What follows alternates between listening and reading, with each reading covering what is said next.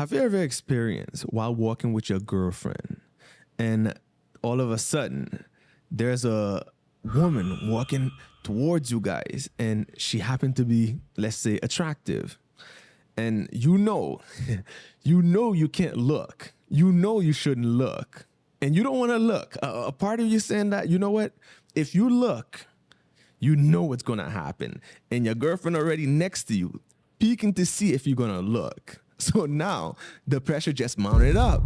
You're thinking to yourself like, damn, what should I do? And something inside of you, you don't even know what it is, something inside of you just pushing you to just get a little peek of that woman to see how she really look. And one side of you telling you like, yo, look, man, I don't want to look. My girlfriend gonna kill me if I look. Then the other side saying, yo, just look. And it's pushing you to the max. And you feel like you have two different motives. One side doesn't want to look, and one side want to really, really look. And you're looking on the side like, damn, like, man, I really want to look. And the one just passing you by, women, they're very good at hiding it. You can't tell when a woman looking at another man. No way, you cannot tell. They're very, very good at hiding it. But for men, it's very difficult.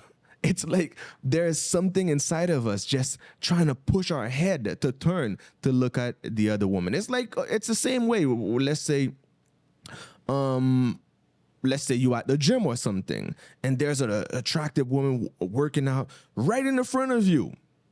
And you want to look at her, but you know you're not supposed to, or you can't, because she's going to ask you, what do you want? Why are you looking at me? So you're suppressing yourself not to look, but you really want to look. Something inside of you pushing you to say, yo, just get a little look, man. Look at her real quick. And you're like, nah, man, I don't want to look. You're fighting inside of yourself. I'm going to give you guys one more example. Let's say you notice something for the first time. You look at it, you thought you've seen everything, and you're good. Then the next day or a couple of days, you look at the same thing and you notice something very new. You're like, whoa, hold up. How come I didn't see that before? I was looking at the thing and I thought I saw everything, but what happened? How come I missed this? How come I missed that? I'm going to explain it for you guys, okay? Man, I've been dropping a lot of brain videos, man. Don't forget to hit the like button. And if you're new to the channel, don't forget to subscribe, man. Support the channel. Support it, man. Let's help the channel grow, because, you know, information I'm giving you guys, a lot of people need them, because a lot of people confused. They don't really understand themselves. They stress themselves out. They don't understand why they behave a certain way. They don't understand what's going on inside of their system. So what I'm doing with you guys, you know, understanding yourself is like a language. So I'm just giving you guys the alphabet. And after that, we're going to be able to have a good communication, good conversation, and you will be able to understand fluently without a problem. Okay. So let's go on the board, guys. All right. So this video, we're going to talk about the reticular formation, and we're going to talk about thalamus. Okay. The thalamus is inside of the limbic system. If you remember what the limbic system is, we still have a lot of organs to talk about in the limbic system, but I skip a couple of them just to move on, but I'm going to get back to them. Okay. So we're going to talk about reticular formation. So the reticular formation, guys, very important. The reticular formation is you. Okay. It's alertness. So basically focus. You're able to focus. You're able to see something. It's because of the reticular formation. So always keep in mind, you do not control them. They are your subconscious. Okay? So from the limbic system to the brainstem, reticular formation, you don't control none of them. They control you, actually. So the reticular formation is attention, alert, focus, same thing. Before any information get to your consciousness, before you're even aware of anything in your environment, it's the reticular formation. It got to go through the reticular formation first. It goes through the reticular formation. Actually, the reticular formation pick it up and decide what's important, what's not important. I'm going to give you a good example. Let's say right now, in the front of the camera, I'm paying attention, I'm having a conversation, I'm talking, you know, let's say something within my periphery field just happened to move on that side. What am I going to do? I'm going to just turn right away and move to pay attention to see what it is. It's alertness. It grabbed my attention. You see what I'm saying? So that's the reason I look. Okay, so within the reticular formation, you have something called superior cubiculus. Superior cubiculus is the organ, I could say, that control our eye movement. And us human, to move our eyes, we have to move our head, unfortunately. So let's say I want to look at something. If it's in my field, my visual field, of course, I'll be able to see something, but I won't know what it is until I turn my head and focus on it. That's the superior cubiculus. So it's the reason, you know, when you're walking with your girlfriend or boyfriend or whatever, and someone walking towards you guys and you really want to look, you have to turn your head to get a clear picture. If you don't turn your head, you're not going to be able to see clearly. You will see someone passing by, you will see a structure, but you won't be able to see all the details. You see, but don't worry, guys. I'm going to give you guys more information about the visual because I have to explain how the eyes work, how we see. Okay, so for right now, just remember the superior cubiculus control our eye movement. So anything within your visual field, if it moves, if it's a thread, you're going to turn your head automatically and focus on it to see what it is. And you also have the inferior cubiculus within the reticular formation. Inferior cubiculus is for auditory, to hear, noise, sound. Before a sound even get to reach your consciousness, for you to even make a decision, man, it has to go through the reticular formation. Very important to understand that, guys. So let me say it one more time. The reticular formation pick up the sound and send it to your consciousness. Vision, pick up the vision and send it to your consciousness. You cannot see anything without the reticular formation. You cannot hear anything without the reticular formation. Actually, without the reticular formation, you're basically not alive. It's the same. It's the same thing with the medulla oblongata. It's breathing. If you're not breathing, you're basically not alive.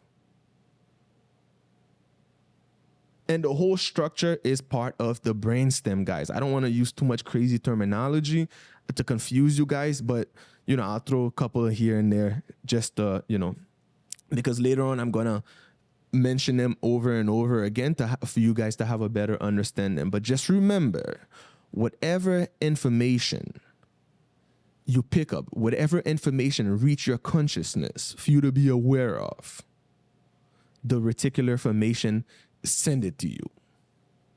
Remember that. You hear something, the reticular formation send it to you. You see something, the reticular formation send it to you. If it's not important, you're not going to see it. You're not going to pay attention to it. You won't be aware of it. It's the reason when you look at something for the very first time, you get to see something, and the next time you look at it again, you notice something new.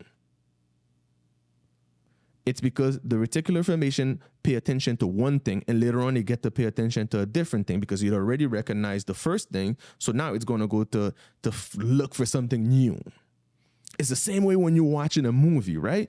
The first time you watch the movie, then, you know, you watch the whole thing, you understand the movie, well, you thought. Then the second time you watch the movie, you realize, damn, hold up, how come I didn't see that scene? How come I didn't see that part? Because the reticular formation did not send it to you. That's the reason. It's the reason you can blur things out, like just to focus on one thing. It's because the reticular formation blur everything out for you to focus on one thing. Right now, a bunch of noise in my background. I'm pretty sure a lot of noise in the background. But the reticular formation filter them out for me to focus on what I'm doing. So do you see how important it is? It's us. It's who you are. The reticular information is you. But you do not control it. It controls you. Okay? So after the reticular formation, then the information go to the thalamus. Let's go to the thalamus, guys. It goes to the thalamus. So the purpose of the thalamus, guys, is to send the information to the right place. Let's say something you need to see. Then the thalamus gonna send it to the visual cortex. Something you need to hear. It's gonna send it to the auditory cortex. Let's say you need to walk or something. It's gonna send it to the motor cortex, sensory cortex. Every single thing. I'm touching this, I'm holding this. It has to go through the thalamus. It gotta go through the thalamus. Then after the thalamus send it to the right location. So you can say the thalamus is the gatekeeper. The gatekeeper, and to send the whatever information to the right direction. Oh, okay, I'm gonna send this to the visual cortex. I'm gonna send it to the motor cortex. I'm gonna send it to the sensory cortex. I'm gonna send it to the the frontal lobe. So that's the purpose of the thalamus, guys, to send whatever information received from our senses to the right location. Keep in mind though, smell, completely different. Smell, not part of the, doesn't send information to the thalamus. Smell, not a part of it, no. It's the reason smell, very, very important. Extremely important. Because whatever you smell, it just hit the emotion right on the spot, without sending it to the thalamus, for the thalamus to reach. No. Right on the spot. That's how important it is. Vision, your eyes, yeah, it's got to send the information to the thalamus. Taste, thalamus. Touch, pressure, thalamus. But not smell. Keep that in mind, guys. So the thalamus play a huge, important role. Okay, guys? So I covered the medulla oblongata for breathing, but I'm gonna make more videos about it when I talk about the basic of the nervous system and stuff. And I talk about the reticular formation. And the reticular formation, guys, one thing I want to point out, reflex. I talk about reflex a lot. I hope you guys remember reflex. Reflex is something that you do automatically. You blink automatically. You move your eyes automatically. If something coming behind you, let's say you feel something crawling on your skin, you automatically gonna start doing like automatically. It's not a decision that you have to make. Say, oh, let me move it. No, you're not gonna make that decision. You're gonna start doing it automatically.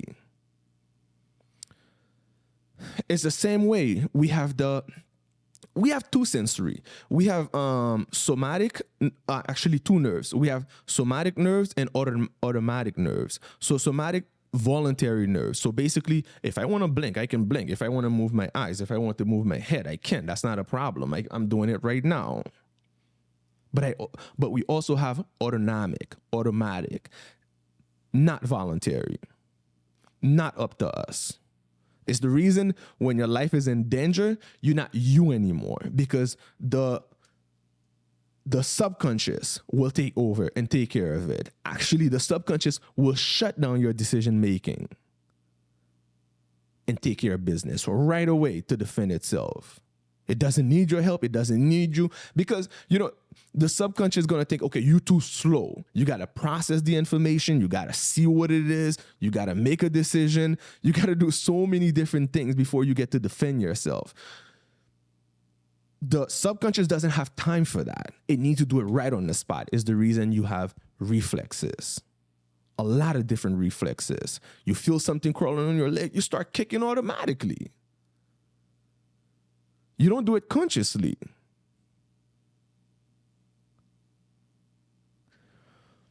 Also, even pain, it got to go through the thalamus. It got to go through the reticular formation, got to pick it up and send it to you to reach consciousness. Because if it decide not to send it to you, you're not going to feel the pain at all. It's the reason when a woman giving birth and they give the woman, let's say, epidural. I hope I'm pronouncing it right, but they basically paralyze they put it in the epidural nerve. So the pain, when she pushing the baby out, she does not experience the pain to consciousness because they block that out. Just to give you guys a good example on how your system works, man. The system is very amazing. It's amazing. It's amazing. So just remember, medulla oblongata, brainstem. Brainstem, without the brainstem, man, you're basically not alive. Okay? You have the pons, you have the reticular formation, and you have the thalamus within the limbic structure, guys. And I hope I explained everything properly, and I hope you guys able to understand how it works to have a clearer understanding of yourself. What do we do here, guys? We learn, we push, and we grow to become the best version of ourselves. Anyway, I hope you enjoyed the video. If you did, please give it a thumbs up. And if you're new to the channel, please hit the subscribe button for more great content.